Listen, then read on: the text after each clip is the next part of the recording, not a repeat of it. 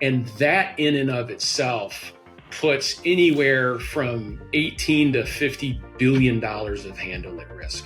It's basically various versions of how bad is this going to be. I just think it's an absolute perfect storm. It's an absolute perfect storm no one's talking about.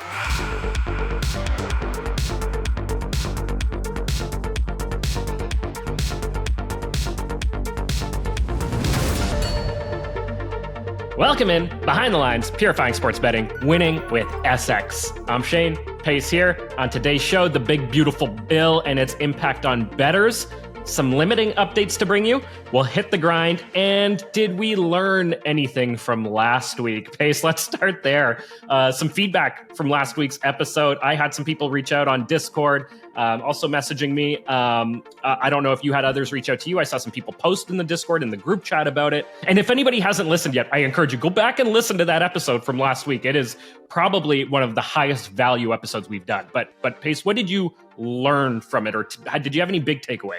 Oh, massive. Yeah. I threw myself out there a little bit on the episode. I also almost, I think to an extent, put myself in a light that's arguably not as extreme as I maybe said it was. So like, as an example, like it's your fault. It's, you know, that kind of stuff that I was saying. I was as best as I can trying to paint a picture of the worst case scenario of how I can behave, sure, but also how bettors behave, in hopes that, you know, people that do say and feel that way, I definitely will reflect on bets and say, oh, if this didn't happen, but I try to paint like a worst case scenario so that people that do behave that way, myself included, could hopefully get a takeaway. The biggest thing I learned wasn't in the show itself, Shane, it's in the execution. So I came away from that, and you have to, I came away from that, you know, motivated and also like, okay, there's going to be some things that I'm going to do differently. And also too, you make a choice about things in how you go about them. There are elements of who I am as a person that I don't want to change net of a positive conversation like the one that we had on the podcast. But the things that I do want to change or I'm working on changing, that is where the biggest learning experience I had from the show is that when someone teaches you something like that and you agree with them and you want to execute on, the skills required to execute are far more difficult than saying, yes, I agree, I'm going to do that from now on. Mm-hmm. Those are things that you have to actively work on and practice on an ongoing basis. And you never know what situation is going to happen next on the field, the rink, or the court that reverts you back to something that perhaps you, I don't want to say regret, but perhaps you wish you hadn't have reacted to in the way that you did. And I think that is a part of being human, but just going through the last weekend of betting, having done that podcast, I cannot tell you how many moments I thought about something from that show that allowed me to stay as close to the zone of genius as I could. Yeah. So whether or not that was executed successfully is another story, but there were, and not only that, Shane, recognizing it in my teammates and not to call them out, but being like, right, whoa, I really feel the way he's talking about this game right now. It's impacting me. I really feel the way this person's talking about this game right now. That's impacting me. I have to take a second, and I almost like there's moments where I'm like, Elliot said, call them out. I'm like, do I call them out right now? How can I do this in a productive, positive way? So Shane, I think it was midday Saturday. You're usually not on midday Saturday, but advised everyone do some breathing together. I led the charge. My team didn't do it. My team didn't do it with me, and they continued to rage while I was doing it. And I just pushed through it and did it with the people that wanted to do it with me. I had one of the biggest Saturdays of my betting career. So that was awesome. And I think that when the hard times came, I pushed through them in a very positive, productive way as a whole. But, you know, it didn't have the best Sunday in my career. I ended up having a slightly losing day on Sunday. And overall, I thought that I managed it well. But again, this isn't like hopping back on a bike. You it's going to take a lot of work, a lot of recognition, and a lot of energy and effort to continue to improve relating to that stuff. How throw it back at you. How about yourself? Yeah.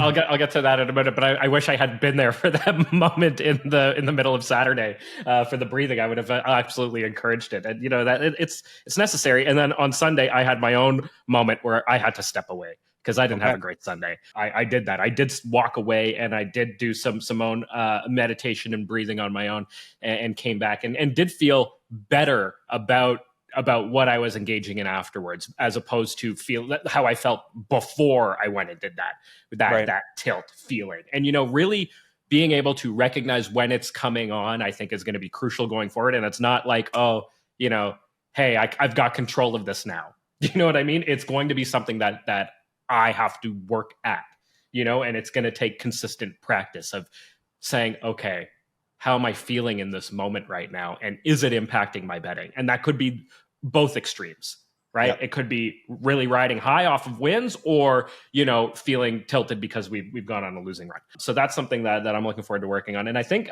the other side of it is, for me, structure. And so I think I also perhaps painted a picture that was more extreme than what it was. And for me, that was the whole family running around aspect. And I painted that picture though, because I hear it from other people a lot. And that was a real scenario for me that did take place the previous weekend.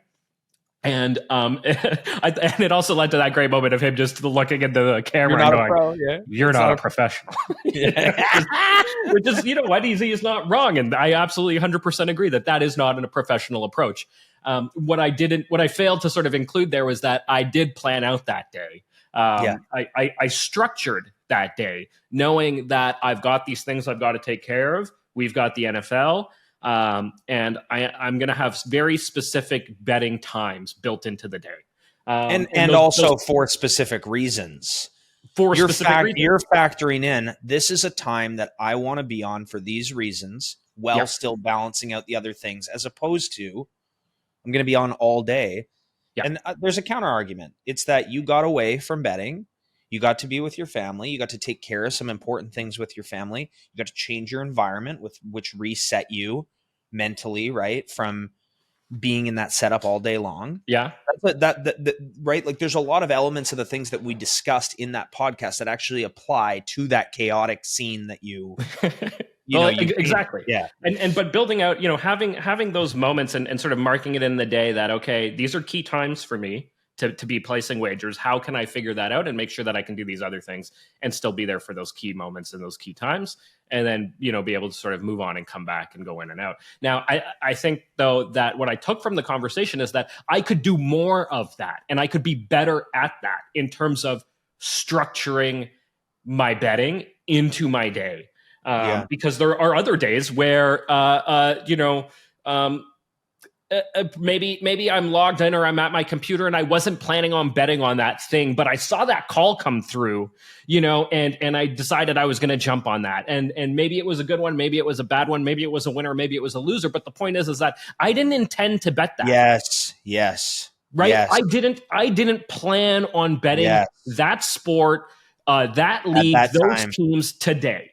And so I know myself that I could do a better job at structuring my betting around what I want to bet on, what I know my tracker tells me I should be betting on, right? And really isolating and focusing in on those things. And so that's something I'm going to be working, really sort of trying to work on going forward. Yeah, and I think that statement that you made is something I've preached to people, where you say, go through your tracker, find the gems, and recognize what is and isn't working for you based on your situation. And when you factor in like family and time, a Saturday that might be bananas for everyone else might simply not even faze you at all. The other thing though is there is a tendency with betting. So here's a really good example. There's a guy who's hot on a social media ladder challenge. And Shane, we've talked about ladder challenges. Oh, we love the ladder challenges. Maybe a year or two back, right? And everything that's wrong with them, right? So you turn $100 and you're sitting there at like 30,000, but you have to get to 100,000, and then you lose it all. Being like, oh, I only lost 30,000, which is just total bullshit. It would be like having all of your investments in one stock that was a penny stock that blew up and then not rebalancing. It would be like having 100,000 in Dogecoin, it turns into 10 million and then just leaving it there, as opposed to, you know, As opposed to pulling some of that. rebalancing, right? Yeah.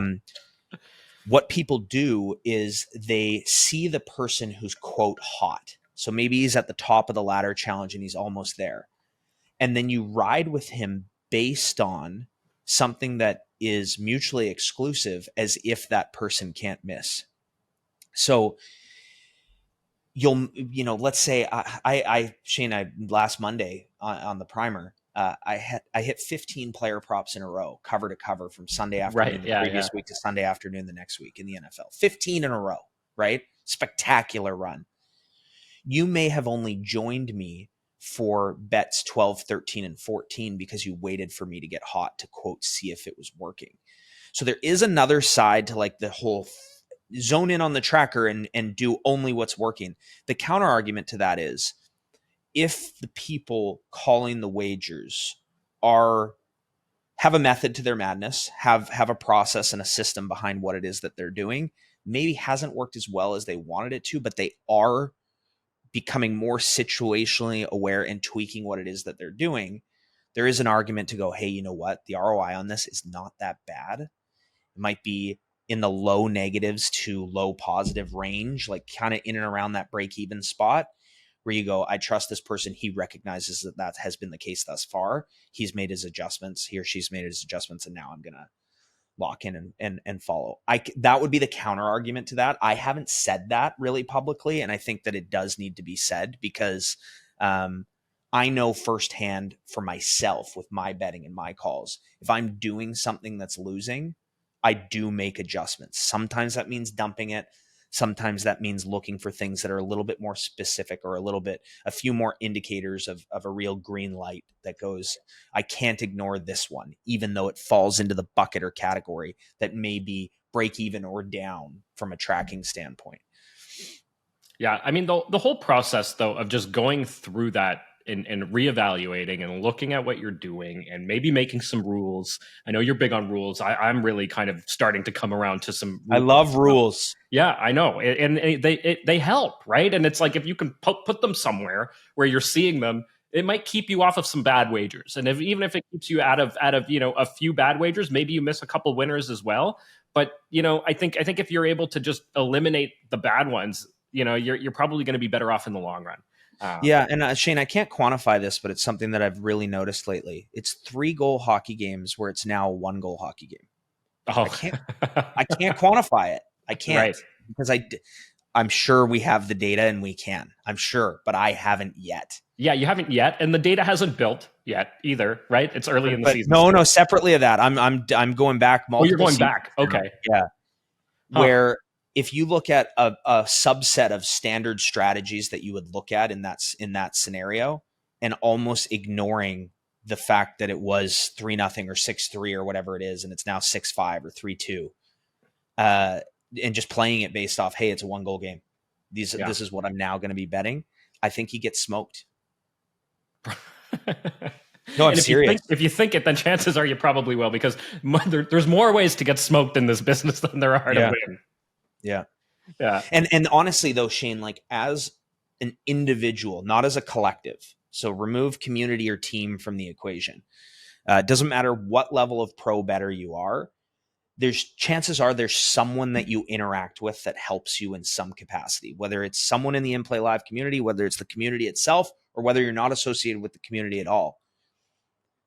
There simply are times where you have to have the ownership and autonomy to quietly disagree with someone's call and pass on it, and being content knowing that it would or would not have, like if it wins, being content having left it.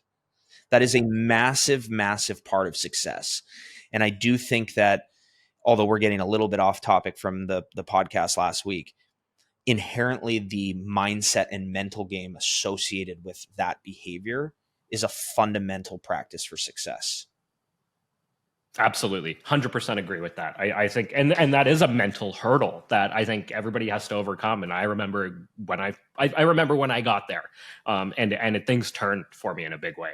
That was critical to my early success in inplayLIVE. You don't have to take every bet. You don't right? have to take every bet. You were the guy fact, that was like, I have to get it out. You don't want to take every bet.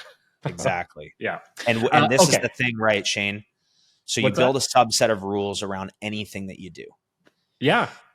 So in the you know what's crazy? I have this subset of rules for the teasers that we've called in our grind session. Oh, right. Teaser. Almost everyone I've teaser, because we'll have one coming up in a little bit. Stay tuned. Almost everyone I've lost this year, I've broken one of the rules because I'm like, I still like it. Almost every single one. Of course. And you know what's funny? The same subset of rules usually applies to Survivor. And we're sitting here heading into week 7 of the NFL. And almost every major upset that has occurred in the NFL this season that has busted up Survivor pools breaks one of the rules. Almost every single one. So when you make rules around things for good reason, they aren't just random pulled out of a cloud. It's losses that have accumulated over time that become a trend in a very specific situation. I'll give you an example of a rule that you should have when it comes to football betting. And that is in the third quarter, when the team that is down 2 to 3 scores gets the football back to start their drive, it is probably one of two things. Number one of the fastest drives you will see in football because the game isn't over yet. The defensive coverage tends to be soft. The handcuffs are off the team, and the tendency for long, fast plays increases at a dramatic level. That would be one of the worst times to get in on, number one, anything to do with the favorite, and number two, anything to do with betting an under. Now, there are exceptions to that, of course, but that rule I have developed for all of my bets associated with any third quarter betting that I'm looking at and any end of game betting that I'm looking at relating to, again, the totals and the favorite covering anything. Wow, I love it. Absolutely. And developing those rules matters. I'm going to need to get your Survivor rules because they are not available. Not available. Okay, we'll see. I will give away my Survivor rules. That's if you remember, Shane, next season to start the season. I will remember. I'll never win a Survivor pool. I'm going to get those Survivor rules out of you. Yeah. Because I need them. I was eliminated week 1, and that was it. Poof, goodbye, gone. Oh no. Yeah, but that's okay.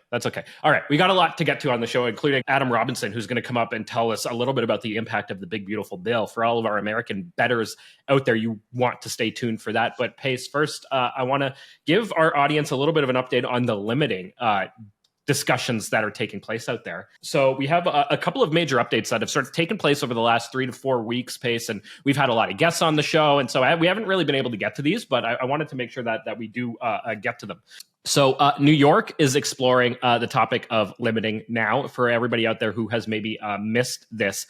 But New York Assembly member Alex Borres filed a bill to prohibit limiting in the state. This is after constituents went to him complaining about the practice. So we've got some sharps in New York who are getting limited. Wow. And they're getting pissed off, and they went to their assembly member, state congressperson. And so his legislation, I think it's called D73. He said basically he's calling it a way to ensure the integrity of the game and improve user experience. His bill would still allow books to limit or ban players for cheating. And it would allow limits for those with gambling problems. So it leaves the door open a crack, which is all these sports books need. We know that. Right. But it's at least being talked about. And there's another state that's looking at it. So that conversation growing, developing, there's a movement out there. It's bubbling a little bit. And people are starting to realize, hey, wait a minute, these guys. One of the things that this member points out is that look at all the advertising and how you can win big and, all that sort of stuff we've talked about on the show. But the way that they advertise that you can win, untold amounts of money, when in reality, that's not the case at all. Unless you hit one big parlay or something like that. But, he's pointing that out. And so some movement in the state of New York to perhaps stop operators from limiting winners and making sure that winning isn't the only thing, at least. But, the books, I'm sure, will find a way. And then over in Massachusetts, the Massachusetts Gaming Commission, who we've covered extensively here in the show, they conducted an analysis of data that they were able to obtain from the operators, because I know when we last left the conversation, that was part of it. They really wanted the data. They were asking for the data, demanding the data. Well, they got a bunch of data. And so they did an analysis of it. And what they found is that even though the people who are getting limited in the state of Massachusetts is extremely low, we're talking 1%. What they found is that out of that 1%, almost all of them were winners, and they were limited only because they were winners. So we something we maybe had already known, but it's nice to see the regulators able to look at the data and arrive at that conclusion on their own. And so, they found that, that 1% are getting limited because they're winning, they're beating closing line. That was the other thing they found, that they are consistently beating closing line value. So a lot of pregame bettors out there, sharp pregame bettors, closing line value, very, very important. And if you're getting it, books tend to think that you're a sharp bettor, and usually you are if you are getting closing line value. So a couple of big updates there. Pace, any thoughts on those? No, I think it's great news. I think the whole cheating thing, at a minimum, Shane, it allows the player to say, prove that I was cheating. Right. And then, if legislation is in place, that implies that you could get an account reopened if you were legally successful in proving that you did not cheat, or in their ability to prove that you did. So I think that's a major factor. And you know what? Like the whole pass post discussion, I'll go back to my stance that I've had, since day one: level playing field.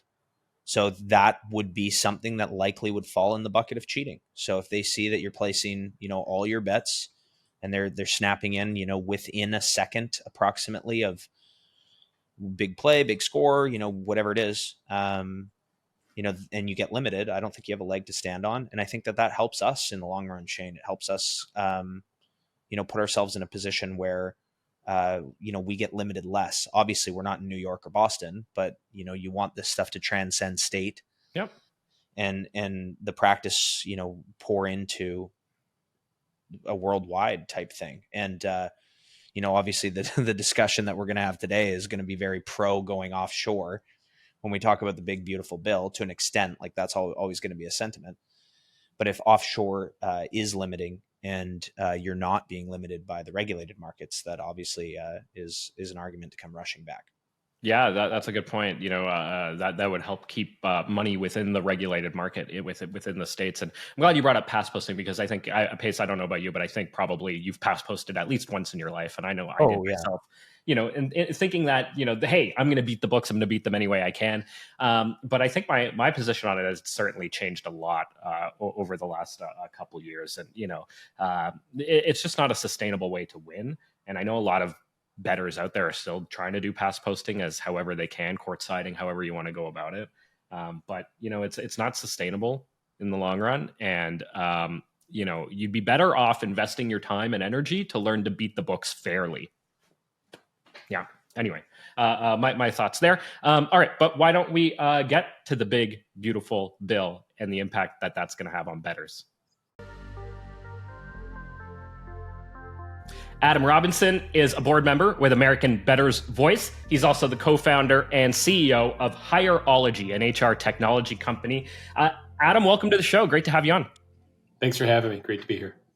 So we're bringing you on because you recently authored a report analyzing the impact of the big, beautiful bill, specifically its gambling tax provision, on the American sports betting market. It's published at American Bettors Voice, and it really kind of looks at how money might be flowing out of the regulated market and into offshore markets or other exchanges and sort of other operators out there.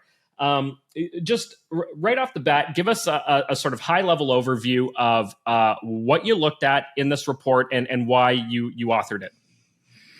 Yeah, so the first thing for listeners to know, if you haven't been tracking this, the one big, beautiful bill that passed this summer had a provision tucked away in it that capped the losses on gambling losses at 90% of your the value of those losses. Right. So keep it simple. You could, have $100,000 in handle in a year, win 100 grand, lose 100 grand. And because of this change, you're no longer on a scratch year. You now are paying profits on $10,000 in phantom profits that you never had because the losses are capped to 90% of value. Why does that matter? It matters because of a couple of things here. The first thing to note is that the regulated market, sports wagering market, state level regulated market, is very, very lopsided. It's the 80-20 rule, Pareto principle rule, that 20% of participants generate 80% of the action. In regulated state level gambling, it's actually much worse than that. 10% of bettors, we estimate, generate about 80% of all handle. And that 10% is made up of two constituencies. That's made up of what we like to call whale VIP bettors, right? You've got your VIP program members, big bets, generally on the square side, are responsible for the lion's share of the industry's profits and the GGR, that gross gaming receipts, that states use to levy taxes. And then on the other side, you've got your syndicate, pro cohort, which are generally scaled operations, very sharp, doing this for profit, not entertainment, and operate on relatively thin margins.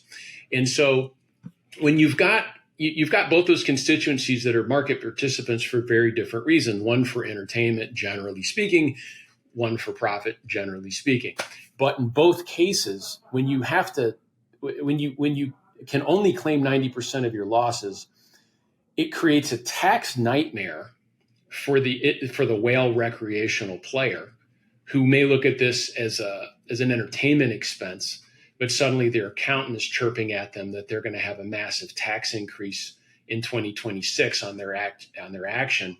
And it essentially serves for the pros who bet in the regulated markets to have to beat the market by 10% in order to break even, which is not viable, because most pro shops operate at a 2 to 5% ROI.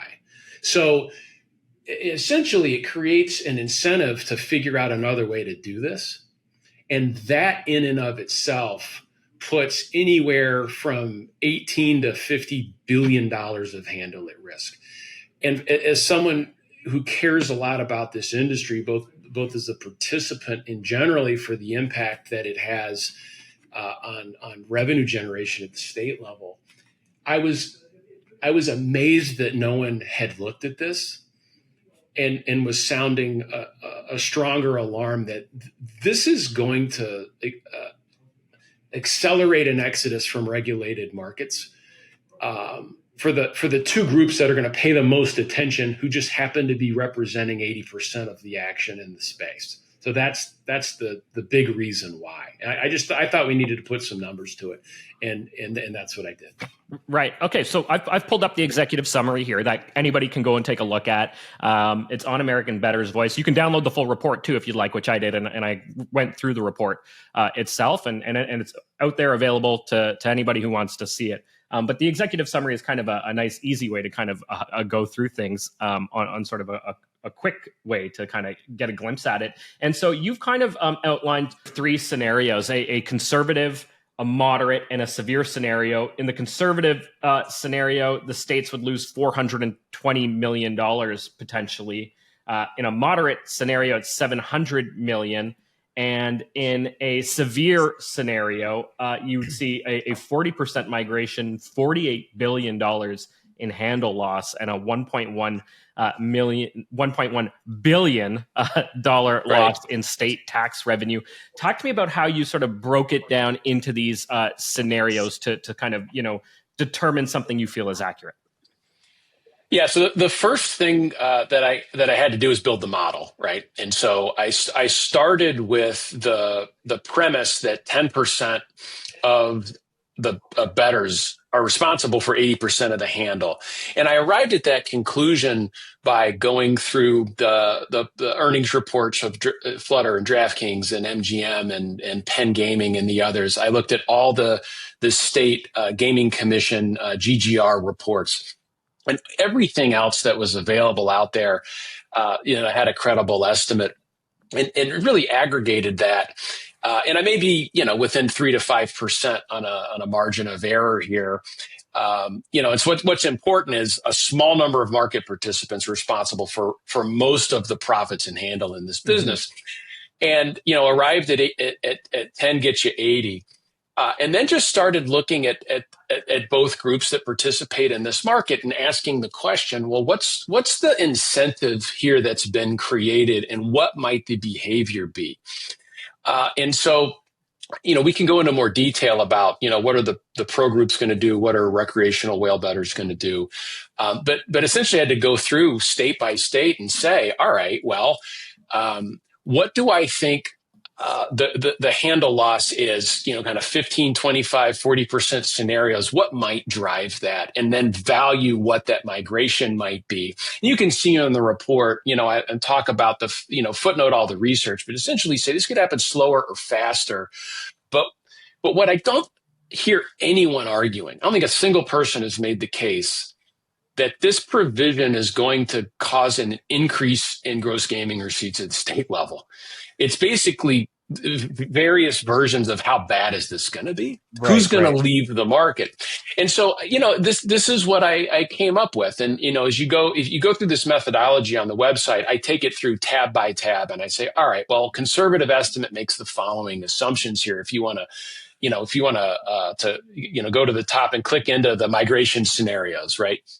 So for the conservative scenario, we've got high value customer migration. I take the base and I essentially handicap that base. So I figure, 150,000 high value customers. And this is all based on the research I did that I described earlier, your whale, high value square bettors, and then your total handle, a hold rate at 8.5%, which, side note, my God, we're talking about 8.5%.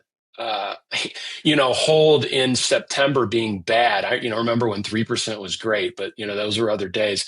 8.5% average hold, that may even be low, frankly. And then your average state tax revenue rate. And then just took it out on the timeline and put some guesses out there. Frankly, I think highly educated guesses, but some guesses. And so listeners may agree or disagree with some of these assumptions, but that's exactly the point. And that's exactly what I'm trying to do. I'm trying to get some conversation around the fact that this is going to blow a hole in state budgets. It's going to blow a hole in operator revenues. And, from the time I wrote this report to today, what's happened in prediction markets is happening faster than anything anybody could have possibly imagined. And so alternatives are emerging for these categories of market participants where they can go to a product that's better for them. They could go offshore, they can go to prediction markets. And I'm not making the case that either of those are good or bad. What I'm saying is the handle flow in the last 6 months to both of those categories of operator is telling us that these customers prefer this and tax certainty over the tax uncertainty of this gambling tax loss provision. Because even if if it's repealed by the end of the year, we dodged a bullet. But if this thing goes into 26 and people are hoping it's going to be retroactive, what entity putting 30, 50 million, $100 million of handle out in a year is going to hope it gets repealed? I mean, you're talking about a $10 million swing on a tax bill. No one is going to take that kind of risk that's playing at this level. It's just not going to happen. They're going to move their action, and they're already doing it. And this just outlines, is it going to be a little bad? Is it going to be really bad? But it's going to be expensive, and it is going to happen. Okay, a few things there. So the idea that they could all, that a lot of this action could move to exchange markets, and we are seeing this rapid blow up of exchanges. Kalshi, Poly Market looking to enter the U.S. Our sponsor SXBet, a crypto exchange in the space. You know, is that the most likely scenario, or is it gray market? You know, it's hard to say. I expect a pretty even split. What I'm seeing in prediction markets now is generally new participants in these markets. And it's not just sports. We're talking kind of all markets. It's generally bringing, today it's crypto retailers and Robinhood, flow coming through, if you will, that's adding participants to the market. I think the offshore market catches your pro better because, your prediction markets today, and I take the sweepstakes books out of this, but your prediction market operators today, the pricing's still pretty bad. I mean, you'd be hard pressed to find a better price on any single leg of anything on a prediction market right now. I think that's going to change the more market makers come online and prices and margins are going to compress, and that's what's going to happen. So it will be viable. It's going to be a threat. I think the threat today for the sharp handle is the offshore operators. There's and everybody will note, well, you have to pay taxes on offshore too. Okay, of course you do. Yes, you should pay your taxes. But the enforcement of that without W-2s or 1099s being issued is pretty low. And let's just be honest here. This provision is not going to raise the $1.1 billion the Congressional Budget Office scored it to. All this handle is going to move. I think pro moves offshore, and I think your square bettors move to prediction markets where they can write off their losses fully expensible with real certainty, and might even we're probably 5 years away from any kind of court case in tax court on this, but maybe 1256 treatment of the contracts, and maybe you can trade sports with trader tax status, professional trading, where you can mark the market at the end of the year, and all the things you can do that you've been able to do in financial markets as an individual retail trader trading professionally, that all becomes accessible to people trading sports now on this current path. And I think it is a real existential issue for state regulated sports books and that whole business model. Yeah. So I brought that up here, operator vulnerability assessment. And, all of the big books here, you got, FanDuel, DraftKings, BetMGM, Caesars, ESPN Bet, and you're looking at the risk, it's pretty severe here, even on the conservative side. 7.2 billion for Flutter, that's a 15 to 20% EBITDA impact there for those unfamiliar. Earnings before interest and taxes and debt adjusted. It's a pretty significant amount, 15 to 20% for them to be hit on their EBITDA. It is. I mean, it's, and it's why I think you've seen Flutter put their toe in the prediction market water. They're saying it's not sports, but it's everything else. You see, Polymarket and ICE tying up. DraftKings has been conspicuously silent on this, but anyone who was watching Jason Robbins talk at G2E while simultaneously DraftKings stock took a 15% punch in the face last week because Kalshi started offering RFQ protocols for pricing parlays. Yeah. I think it's going to have to be addressed. Now, none of this takes into account that at any point in time, these state level operator regulated books can look at the risk of not being in prediction markets for sports and say, we need to be in this business. State regulators be damned, and they protect their backside with some acquisitions. I mean, fast forward to 5 years, I think every one of these operators of any scale, certainly the top three, are going to be in the PM space. I think they have to be. I think, it's pretty clear Novig's going to be. ProfitX has got to be. So you have this massive convergence of the innovators, and there's going to be one winner and maybe a second and third place in terms of having enough liquidity to really scale an exchange. And I think there's going to be a musical chairs where these guys all have to pick a seat, and whoever doesn't have a seat's going to be in real trouble 5 years out. But that's a different discussion. I think what it means in terms of tax policy and impact on these guys, I mean, look, you and I pay the taxes at the end of the day. It's our handle. We're the players. And that's what American Bettors Voice is about. We don't protect the player's point of view because nobody's doing that. We pay these taxes, right? We pay these taxes with losses. Let's be honest. That's what we do. Yeah. And so, you know, if we have a better place to play, we're going to play there. And I think it really exposes these operators if they're not smart. And I think all of that I just described is perhaps an issue that is even bigger. That's just a product market fit and consumer desire issue and an innovation challenge. I think OBBB's tax laws provision accelerates the migration to those innovative products much, much faster because Jan 1, your losses are capped at 90%. So there is now an incentive to explore it a lot faster. And that incentive is for the 10% of the market that is 80% of the handle. I just think it's an absolute perfect storm. It's an absolute perfect storm no one's talking about. Well, we're here talking about it, except for you, and I commend you for doing so. No, absolutely, and this is right, sort of on theme of our show and the kind of stuff we like to explore. And so, you know, we'll give it a couple more minutes here and then let you go. But you have a timeline projection as well, and it's basically kind of like over the next 2 years. You know, you go from implementation to people, you know, in tax season, actually going through their taxes and sort of being hit with the new reality. And then, you know, sort of by third quarter next year, network effects. And by the end of next year, you know, platforms scaling. You know, I'm not sure if that's referring to sort of the new technologies. And that's correct. The new platforms, okay, that we're just sort of talking about exchanges and that kind of thing.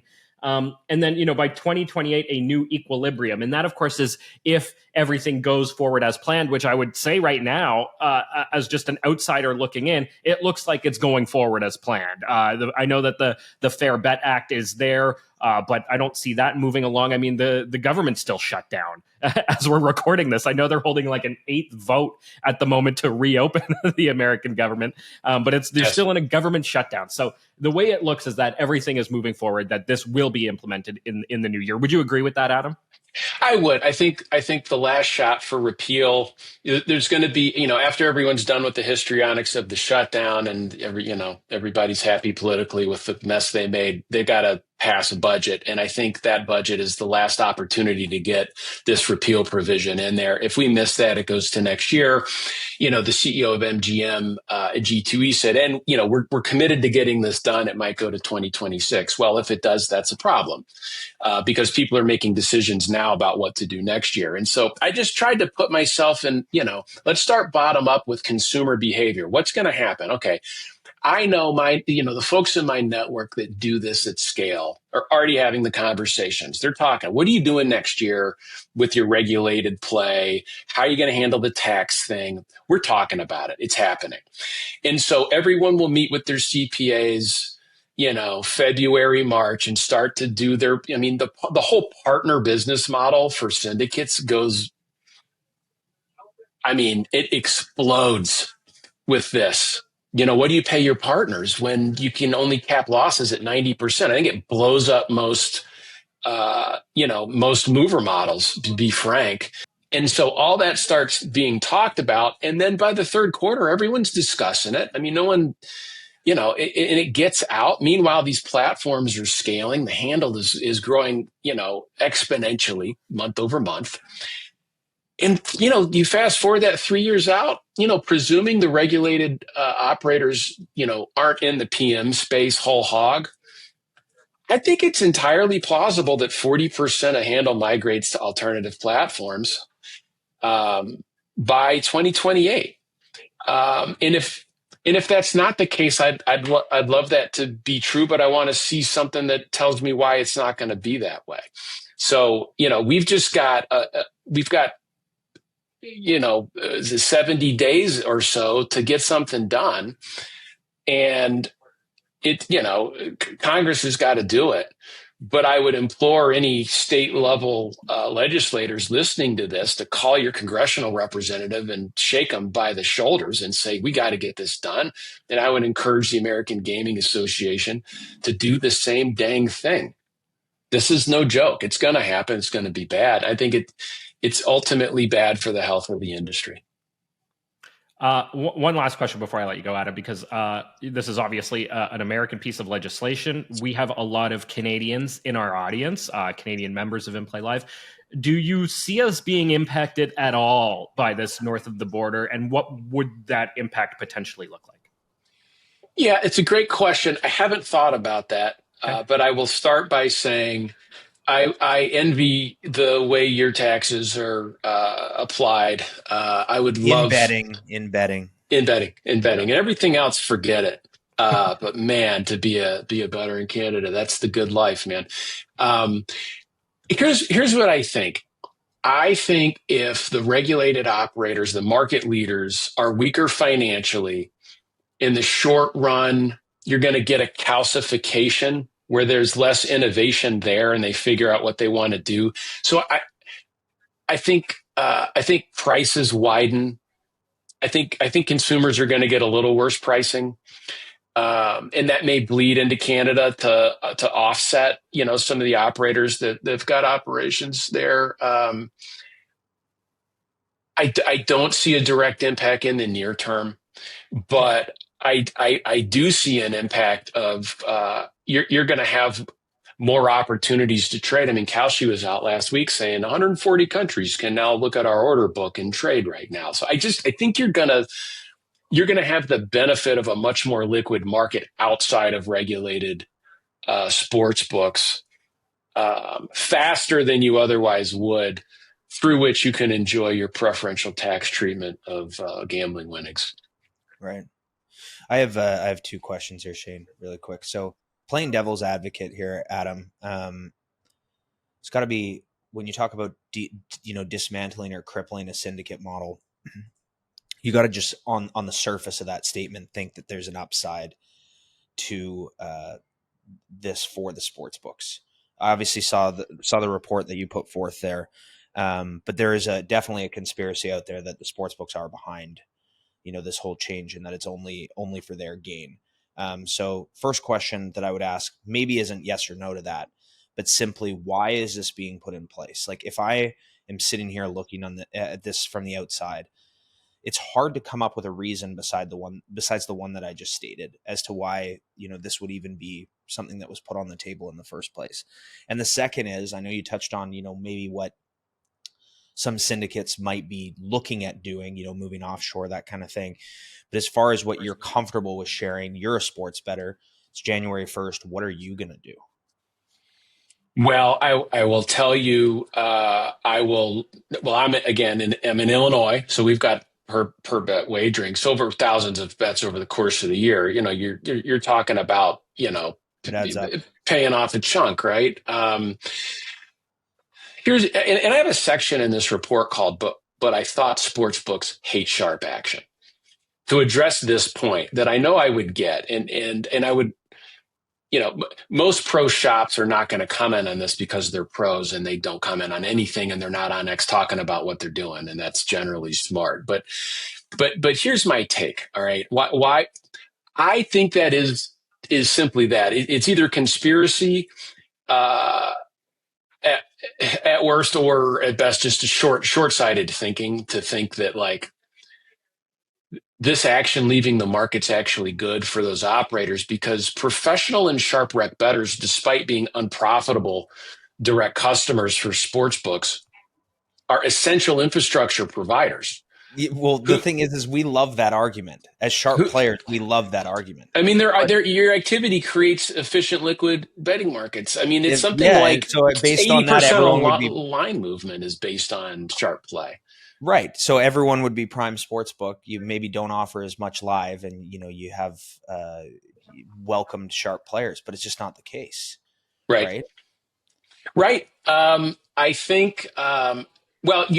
Look, everything you need to know about the answer to that question is the fact that the AGA did not even mention this The only thing they mentioned during the OBBB discussion was lifting the slot payout limit. That was it. They're like, "Hey, we got the slot limit Slid lifted." it in there. Right. Okay, cool. Do you realize this nukes your business over the long run for your players? And I would make the assumption like they don't have a big reason to scream about it if they're thinking about it from the standpoint of, well, sharps are going to be gone.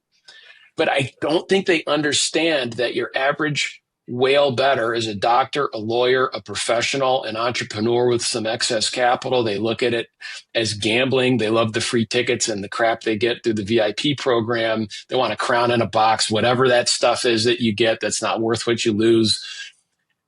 They have CPAs and tax strategists. These guys aren't going to just sit there and take it in the face on a tax increase. They're going to go, well, shit, if I'm going to, excuse my language, if I'm going to have a $5 million in handle in the course of the year and I generally break even, well, I'm not going to get taxed on $500,000 of phantom profits. Where can I do this and still have fun? Yeah. And save $500,000. I think that's the bigger problem here. I tend to agree with you. Like, FanDuel is probably the best of them out there with the typical, follow the sharp lines model at the retail level. They need sharp action whether they want it or not, and they're going to get it one way or the other. And they should be happy that they're getting it one way or the other, because this is an incentive to figure out another way to get down. And it's just not going to be good for them. It's not going to end well for them. It's not going to end well for state tax revenue. Right. And then can you answer anything to do with what your plans will be? I am actively, and the folks I work with, actively working to move into the federally regulated markets. Right. Right. Prediction markets. That's correct, both on the take and make side at scale. I think that, and it is entirely to do with the tax ramifications of it.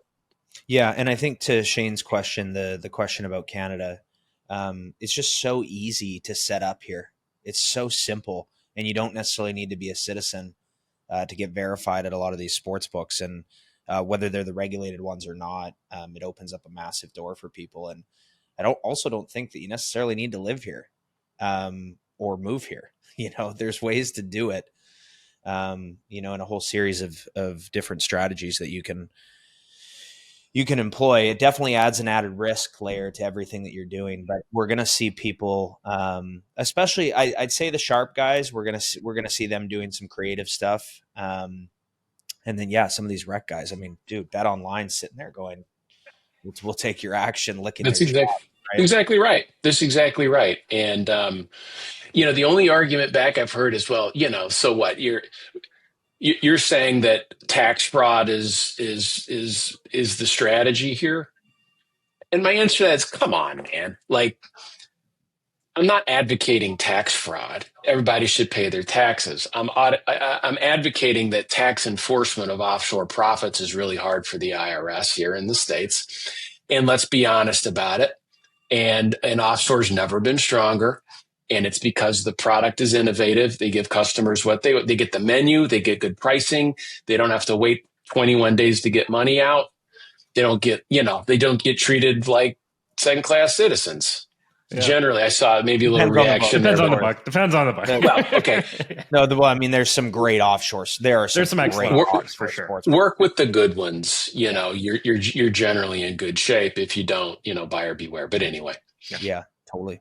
Adam Robinson on the board at American Bettors Voice, doing some excellent work out there to help everybody understand the industry. Appreciate you coming on our show. Thanks for covering it, and thanks, guys, very much. Awesome stuff.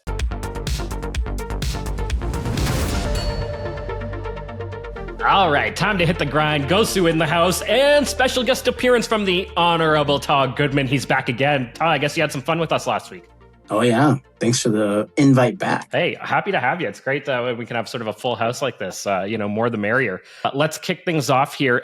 But before we do, quick mention to our sponsor, SX. SX has all of these bets that John is about to call. You can go there, you can place them, you can probably get the best possible juice that you'll find anywhere. And really, there's really no reason to bet these anywhere else, or at least not one that I can think of. So SXBet, you can find all of these over there, hopefully at the lines that John's calling, but for sure at the best juice. All right. John, kick us off in college football. What are we looking at this week? Yeah, this is maybe the best week on paper so far yet this year. Some really great games. Definitely don't have time to go into all of them.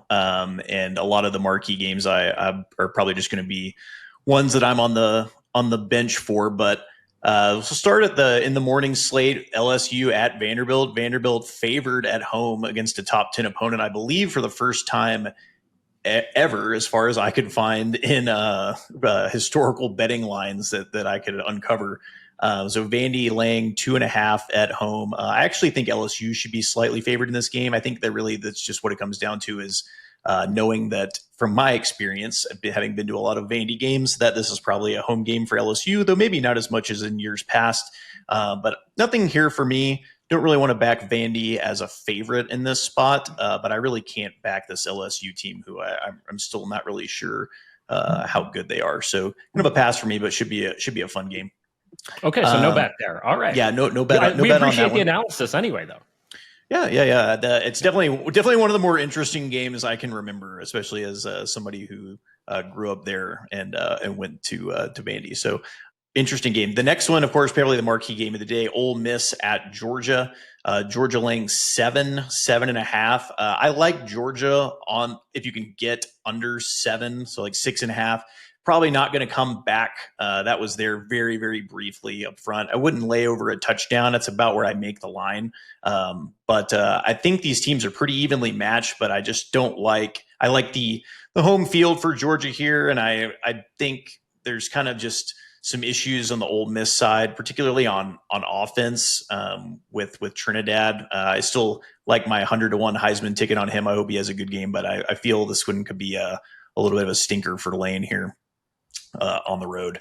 So I would take Georgia under 7, but I don't think that's going to come back. But if it does, I would definitely bet it. Okay. Well, we'll keep an eye. We might be able to get it live. Yeah. So the first game that I'm going to go over that I do have something in, Oregon at Rutgers. I have Rutgers plus 17.5. I've already bet that line. The narrative around these games when teams come off of a top 10 loss is typically, they're going to be fired up. They're going to play angry. The opposite could not be more true. It's very similar to the NFL adage of it's hard to beat a team 3 times. And then when you look at the historical record of that, they almost always beat them 3 times when they meet again in the playoffs. So teams that come off a top 10 loss in a top 10 matchup are, I want to say, like 30% against the spread historically. It's just a really good spot to back them as a big favorite, especially on the road here in a conference game. So I like Rutgers plus 17.5 there. The next game, somewhat of a similar mindset here, Texas at Kentucky. So I like Kentucky plus 12.5. I think that line's creeping up a little bit. So I would maybe just wait a day or two. 12.5 is kind of a dead number. So by the time this comes out, maybe a 13 will be there at normal juice or minus 110. I like Kentucky here. Kentucky coming off a bye, Texas coming off that win against Oklahoma in the rivalry game. This seems like a classic. Stoops keeps it close or maybe even pulls an upset here to keep his job, even though he may not want it anymore since Kentucky said that they're just not even going to spend any money on football. But I like this spot a lot for Kentucky, back to fading Arch Manning after backing him last week. And then the next really good game, or marquee game that we should say, Tennessee at Alabama.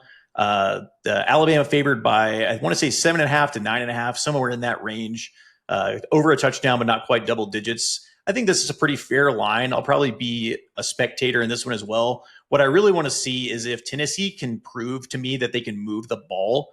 I think Alabama is going to have a ton of success moving the ball on Tennessee. So this to me would be a really good live over opportunity in a game. I'm definitely going to keep my eye on this one if Tennessee. I just want to make sure they're not dead on arrival when they get here and they can actually keep the ball moving there. But I don't really like a side in this game. I think I could just see anything happening in this game, honestly. Right. Yeah, the next game, one game I do like, USC at Notre Dame. I am laying the 8.5 with Notre Dame here as a home favorite. I think USC is actually quite good. I think their offense especially is really good. Maeva's played really well. They beat Michigan pretty handily this past week. But that's, to me, is more about those Big Ten teams travel from Eastern time zones, traveling to the West Coast. We've seen that time and time again now that these ACC and Big Ten conferences have included these West Coast teams. It's just happening a lot where these teams go west and they look bad. Same thing with the West Coast teams coming east. They look bad. So once again here, we're getting the West going east.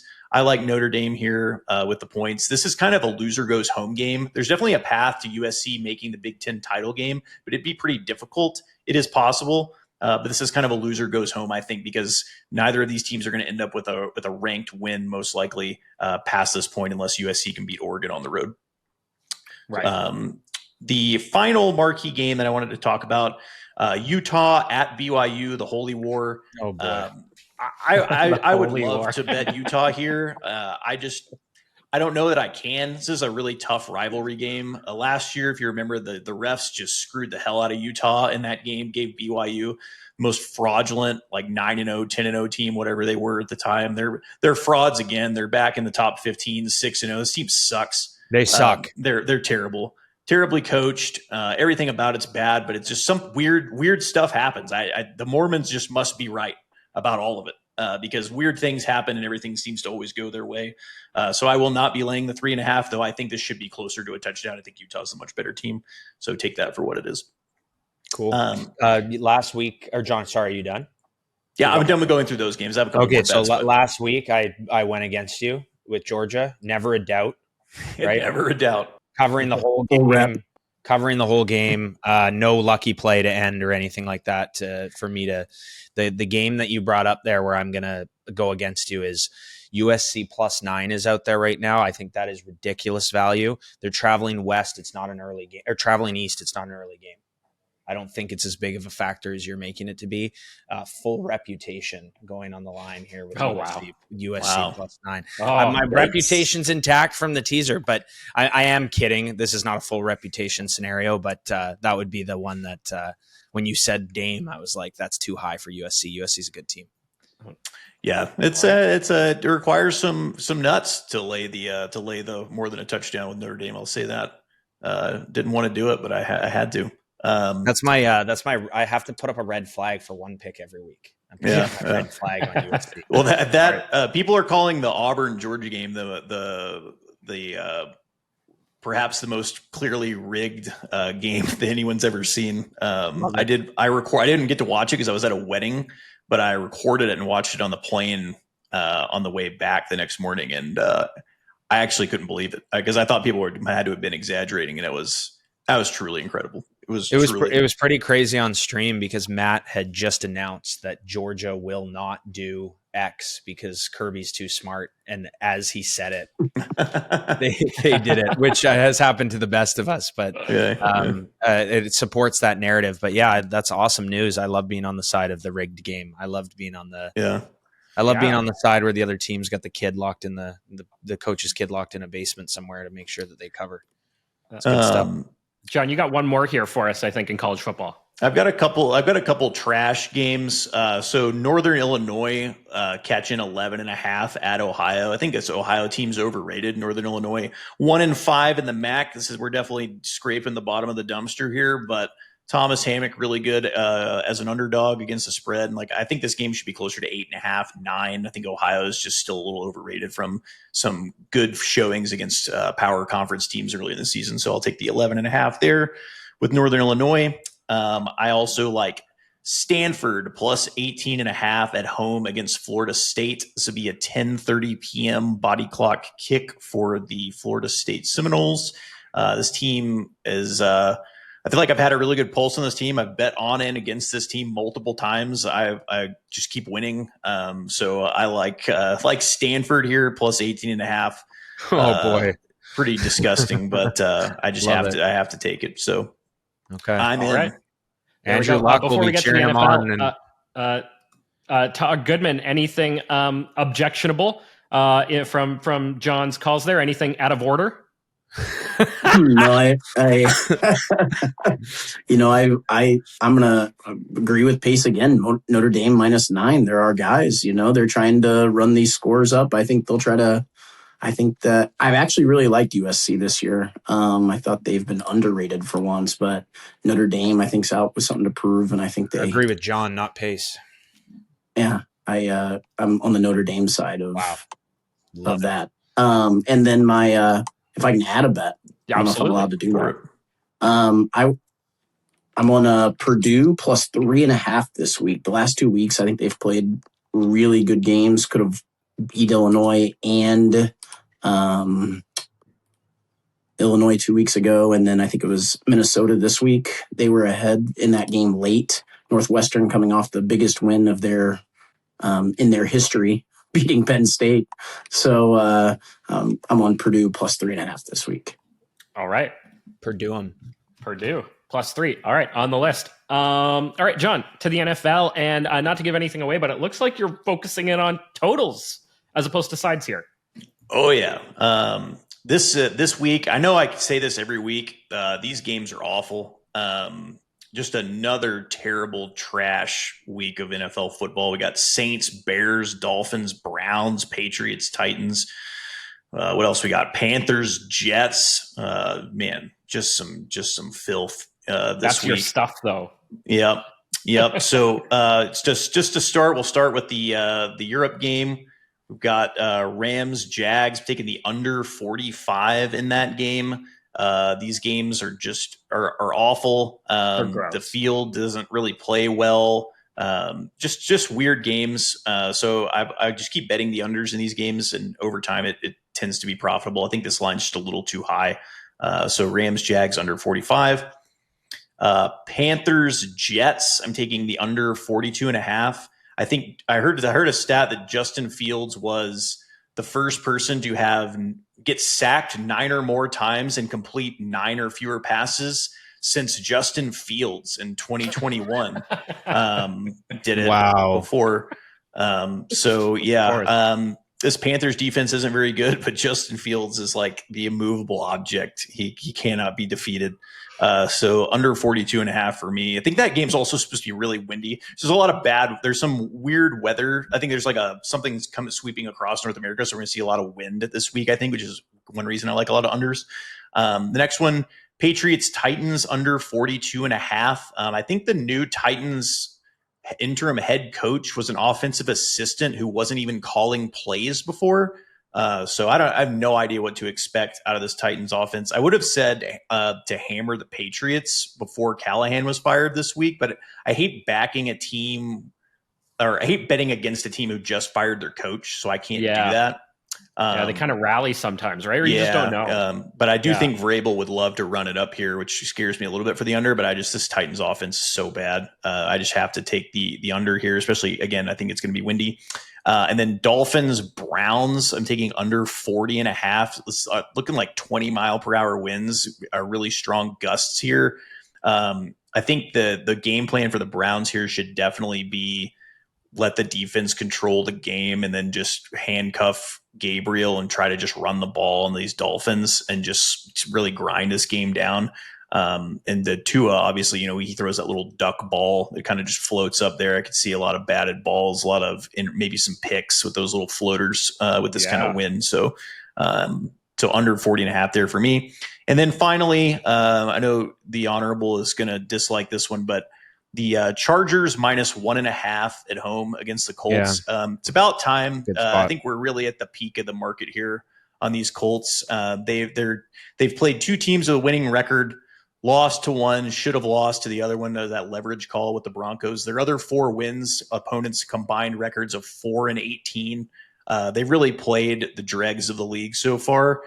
They've been good. Can't say they haven't been good, and they've won a lot of those games very handily, but it's really about time. I think this line should be 3.5, 4. I think the Chargers are just a more complete team. They do have a lot more injuries and stuff. But yeah, Chargers -1.5. I wouldn't even hate the money line at -125 or less, but the -1.5, I got at -105. So I'd rather have that and just hope for the not 1 point victory. So Right. Nice. Good Okay. stuff. I was actually just recently joking with some friends about the Colts, just saying that they might be the best team in the AFC. Well, they're in first place right now, I think, right? The Ravens are done. The Bills have lost twice now. KC might be getting it together, but the Colts. I heard they're tanking, John. Yeah. Travis, anything for the NFL from you? Anything you want to disagree with John on? Let me just say, I think it's not a great week for teasers. Personally, I looked at this, but I will. This one's. There's one I like quite a bit. I can give if you guys might stink. This one might sting a little bit, and I'm going to take the Bengals plus 11.5, led by Flack Goat on Thursday night. Good luck with that, sweating that out, and combining that with. Where is this here? The Broncos. There was minus 6.5, which you could have got minus half. So I'm just take minus 7 to minus 1. We'll just say that because I think that's probably where the line's going to be come when this comes out. All right. Pace, Trampus just said it's a terrible week for teasers. Are you building a teaser? Yeah, 2 picks. New England down to minus 1. Tampa up to plus 11.5, but anything 10.5 or higher. Tampa plus 1.5. 2 picks. Yeah. If I could throw a leg. Tampa to plus 11.5 and Patriots to minus 1. To minus 1. I get to throw a leg in there. I like Dallas at home plus 1.5 to plus 7.5 against Washington. That backdoor is always going to be open with the way that Commanders defense looked against the Bears. Totally. So Shane, I think we should talk about the SX parlay contest. Yeah. And Great I place want to put these teasers in if you want to bet them and tell them. This is me spitballing as a non-successful pregame bettor, but I've had a great week just by betting the Mariners a couple times, and I hit a couple parlays this week that I called out to the late night crew on our Saturday night stream. But SX has this parlay tournament going on right now, and it's $50,000 worth of prizes. And the guy that's in first looks like he's uncatchable. The way it works is every dollar you spend is irrelevant. It's your potential win. So right now, if you built out a parlay that paid more than $300,000 from $1, you'd be in first place. Now, there are a few hiccups in the system that don't necessarily allow you to do that. However, if you scroll down the contest list at SX, there is $100 of prize available for anyone that places a $1 parlay as it stands when we're recording right now. So, wow. So I could go place a $1 parlay, and there's a chance that I could be in the $100 prize pool. The guy in 74th place right now has placed a $1 parlay, and he's in line to win $104. And prizes go down to $52, which is the person in 100th place. And from place 77 to 100, they're all at 0. So 23 prizes going out to people that haven't even placed one in the first place. That's number one. Now I want to actually get into something. This is how my brain works, so I'm just going to spitball it right here. So because of the parlay contest, all of the picks that John made on the podcast last week, I made as singles, but I went through the college football menu, or potentially in the case I did throw an Alouettes on there. I looked at the big favorite money line to turn it into a parlay so that I got registered for the tournament with the bet that I made. Of course, that does add risk. And in general, I would say stay away from doing that. However, I'm going through the money lines for college football, and I'm seeing as high as 5% better pricing than Pinnacle, but very commonly 2 to 3% higher pricing than Pinnacle on the big favorites. Last week, I believe Notre Dame was like minus 23.5, and I got them at 1.11 to add to my parlay. The reason why I bring this up, if you go through the college football menu, I know one of the games John brought up was Oregon Rutgers, and he likes the Rutgers plus. But as an example, the Oregon money line paying 2 to 5% better than Pinnacle. Just as I'm not for sure if it's the Oregon money line, but I've gone through the menu and seen a ton of those. It is my belief that you could string a bunch of these together for Saturday and Sunday, and maybe not have a plus EV bet, but that 2 to 5% oftentimes can be the holder on any one given wager. When you have these big favorites and you piece them together and you compare your parlay with, say, 365, you're looking at potentially 20, 30, even 50% higher payouts when you do it at SX. So because the tournament's going on and because first place has such a big prize at $10,000, I'm looking at this stuff with a little bit of a, hey, I don't want to lose money doing this approach. And I think that you could scour the menu Saturday and string together a few of these 20-ish point favorites that you feel have a strong chance of winning. I try not to do bad teams when I do that. And this past week, I certainly would have put Penn State as a team that I would think would get it done. So of course you're adding risk. I thankfully did not have them. But yeah, I'm going to be doing that this weekend to boost myself up in the contest. And I think there's definitely opportunities for people to follow suit. So rock and roll. Love it. Love it. And this contest goes, I think it runs to like the middle of November. Am I right?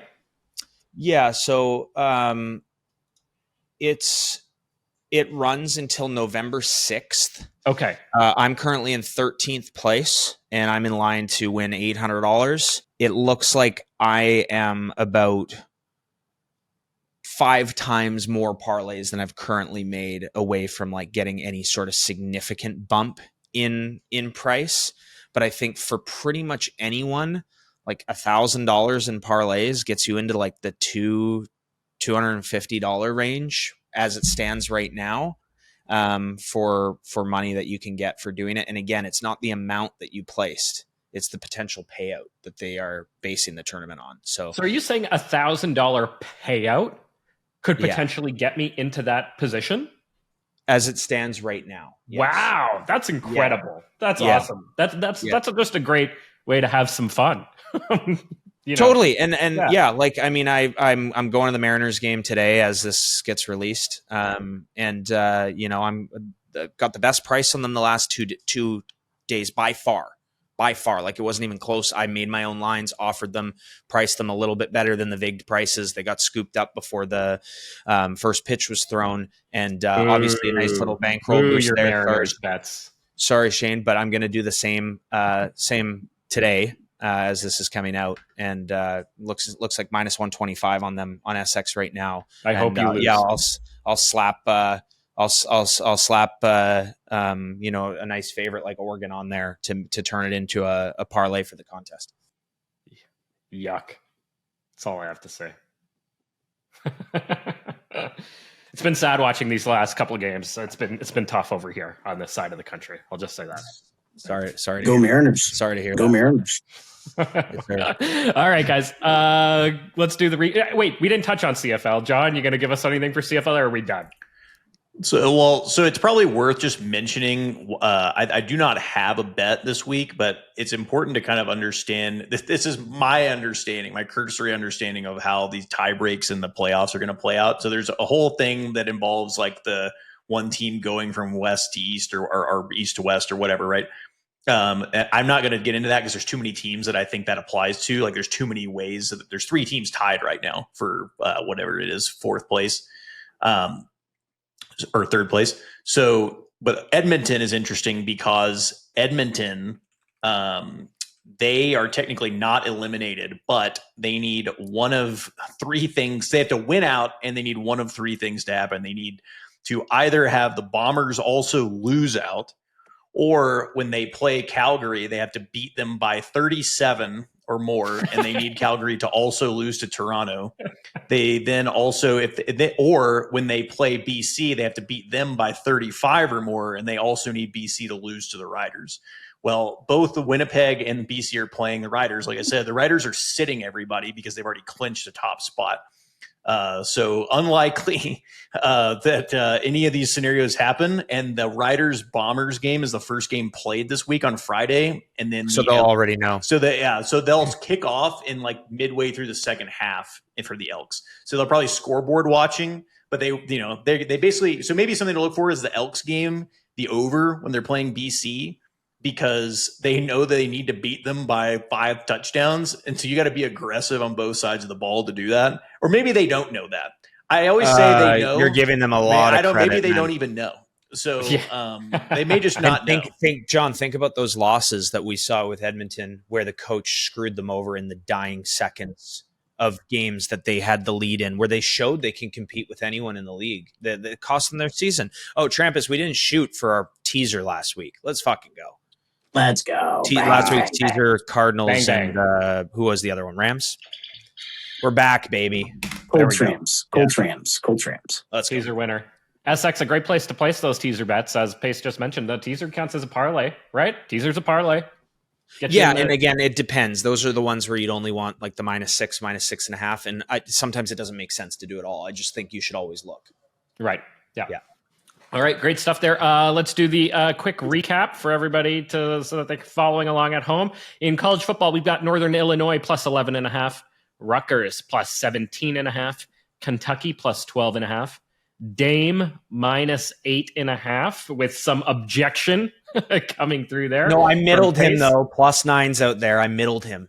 Okay, middled. All right, he's middled it. Stanford plus 18.5, and the honourable is looking at Purdue +3. So that's what we've got in college. 3.5. 3.5. Point there. Sorry, plus 3.5. Of course, you want to get that hook in there, plus 3.5 on Purdue. All right, in the NFL, over in Europe, Rams, Jags under 45, Panthers, Jets under 42.5, Pats, Titans under 42.5, Dolphins, Browns under 40.5. Very much a weather play, as John mentioned here. A lot of wind moving through North America coming up here. So something to factor in. And he's got the Chargers minus 1.5 over the Colts. Teasers, Trampus is looking at Bengals plus 11.5 and Broncos minus 1 as his teaser. Pace looking at New England minus 1 and Tampa plus 11.5. And John sort of throwing out a teaser piece. If anybody wants to make it a 3-legger, look at Dallas plus 7.5. Or a 5-legger. Or a 5-legger. You want to throw it all together as a 5-legger? You could do that. You could do them separate and all together as one. A great way, again, to try and participate in the SX parlay there. I'm stringing together John's bet picks right now on SX, going for a sweep this week. It's going to be massive payout. I can't wait. Oh, there we go. Great stuff. All right, guys, lots of fun. Trampus, thanks for coming back. Maybe we'll have you back again next week. John, as always, a great time. And Pace, till next week, all of you and sports bettors around the world, keep beating those books. Thanks for tuning in to another episode of Behind the Lines. Remember to like, download, and subscribe. We are on YouTube, Apple, Spotify, and everywhere you get your podcasts. Have a betting story or want to be featured on our podcast? Drop a note in the comments below. And if you want to join in Play Live, use promo code BehindTheLines.